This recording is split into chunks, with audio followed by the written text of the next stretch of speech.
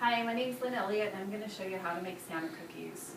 We've been making them for about 15 years in our family, and my children love them, my family loves them, the neighbors love them. I found them in a cookbook, and they were appealing to me, so I just thought I'd go ahead and try them, and I give them away every year for gifts to my family and friends and neighbors. First, what you want to do is you want to always wash your hands before you touch any food.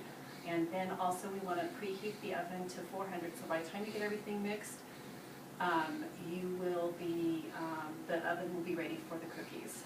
So you want to take a cup of granulated sugar, a half a cup of shortening, 3 tablespoons of milk, and 2 teaspoons of grated lemon peel. You can grate it yourself if you like. I always buy it like this in the spice area at any store. 3 eggs. Then what you want to do is you want to mix all these ingredients up together. And then you want to add your all-purpose flour, which you want to add 4 cups of all-purpose flour. Then you want to add 2 teaspoons of baking soda, a half a teaspoon of baking soda, this is baking powder, and half a teaspoon of salt.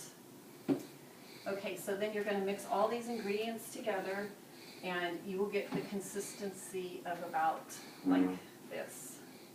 Okay, and I've already got everything pretty pre-made because of the fact that we have time constraints. So then what you want to do next is you're going to take your dough and you're going to roll it into about an 1.25 inch ball. Sometimes you want to make them big, sometimes you want to make them just a little bit smaller, it just depends. You're going to put them on your cookie sheet, and then you're going to put about 12 on there. And then you want to use some flour for the bottom, and you find a flat glass or cup, and you douse it in the flour so it doesn't stick, and then you just press down on it, kind of turn a little bit, and that's all you do. So then you put this in the oven for 8 to 10 minutes. I usually start with 8 minutes, and then if they don't seem very golden brown, then what I'll do is I'll put them in for an additional 2 minutes. Sometimes it depends on your oven. So now what I'm going to do is show you how to decorate your Santa cookies. Here's a few examples right here, and I have already made a few. So I'm going to take one that's really round, and what you want to do is use some kind of a spatula, or you can even use a butter knife. And then what you want to do is when you're making your creamy frosting, you want to use 1.5 cups of powdered sugar, and then you want to use 2 to 3 tablespoons water. I usually start with 2 tablespoons water and see what the consistency is, and then maybe add another one. This one actually has 2 tablespoons of water. And so then what I want to do is also put 1/2 teaspoon of vanilla in there, and then it makes it your creamy frosting. So what I'm going to do is take some of my creamy frosting, and I'm just going to put it on top of the cookie, spread it on there really nice. Now I take the red sugar, and I get this over at a candy store in bulk, and then they just sell it to me that way. I just fill it usually with a funnel, and so I don't have to keep buying the small containers.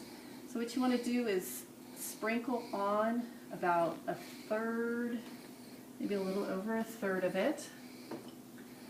You want to take 2 chocolate chips and put them on for the eyes. And you want to take a little mini marshmallow and put it on for the little pom-pom, for Santa's pom-pom.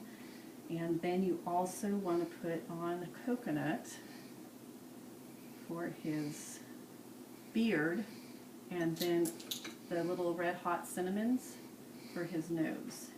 And it doesn't matter how you do it, whatever's easiest for you, you just do it that way. And then you have your little Santa.